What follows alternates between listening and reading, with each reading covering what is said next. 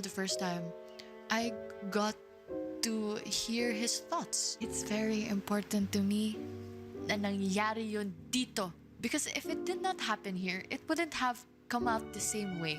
The song, Kuya, it really affected in a good way, positively, yung tatay ko po, and also my mom. We've been apart for so long, stars up in the sky. Oh, don't cry. I will always be there, Kuya, till the end of time. Oh, just know. Kaya, mas pinahalagahan ko, Kuya. You know, ko Ana, Kuya, we're like super besties na. The impact, Kuya, is just crazy kasi just that simple moment in your house has changed drastically. Even in the outside world. In the outside world po, Kuya. Meron kasing mga ganapabos. You know what now? We're besties. As in, mas nandun pa siya kaysa sa mom ko, Kuya. Yeah, if only you knew the difference talaga, Kuya. Gosh, you would be so proud kasi, ay nako, Kuya! It's just so well. So, it's nice that we're both patient with each other. More patient, more understanding. Kaya, thank you, Kuya. Napakasaya ko kahit sa iyong mga ibinalita. Nako din. Naway magtuloy-tuloy ang paganda ng klase ng relasyon na meron kayo ng tatay mo. Thank you, Kuya. And this time, bakit di natin balikan yung ilang dahilan kung bakit nga ba nagsusumikap ang ating poging syanong piloto-B na si JM. Kapamilya, panoorin niyo to. Mula noon, pinili na ni JM na tumigil sa pag-aaral para makatulong sa kanyang ina at mga kapatid. At balikan natin yung naging big love challenge mo kasama ng kapatid mo. At maliban doon, may iba pang sumama. Oo. Di ba? Si mama po. Na may matinding pakiusap para sa'yo. Pwede ba natin balikan yung moment din kung okay lang sa'yo, ha? Okay. JM, Kuya? sa puntong ito, nais kong pagbigay alam sa iyo na mayroon ka pang big love na makakasama. Ma.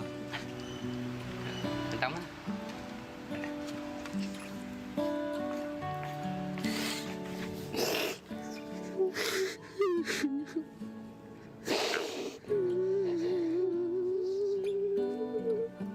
Sobra-sobra ho yung pananabik ko, kuya, na makasama si mama at maayakap siya.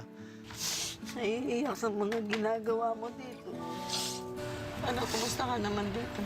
Ganun pa rin, tuloy-tuloy lang. Galingan mo palalo para tupad mo yung gusto mo. Magtagumpay ka, anak. Matatapos din yung problema natin. Hindi rin naman pinapabayaan dito ni Kuya. Siya din mismo yung nag-uulma sa amin dito sa ugali namin. Hindi ko nga naranasan kay Papa eh. Kay Kuya ko nararanasan. Ang alin. Ano mo, yung pagsisermon sa... Bibigay mo ang pagpapatawad para makapag-umpisa ka ng maayos. Ayun, parang ang laki rin ho ng gulat sa akin na naging ganun yung anggulo. Ako ho yung masyado malapit kay Papa noon and then sila ho yung medyo iwas ho ba.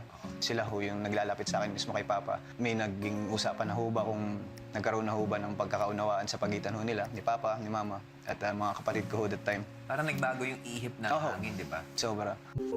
Dito sa loob ng bahay, kuya, malaking kahalagahan ho yung magkaroon ng matalik na kaibigan, kuya, gaya ni Fiang. Si Fiang ho yung nagpatunay na maaari ka nga ho palang makahanap ng genuine friendship dito sa loob ng bahay, kuya. Malaking bagay po yung may nasasandalan ka na matalik na kaibigan, kuya.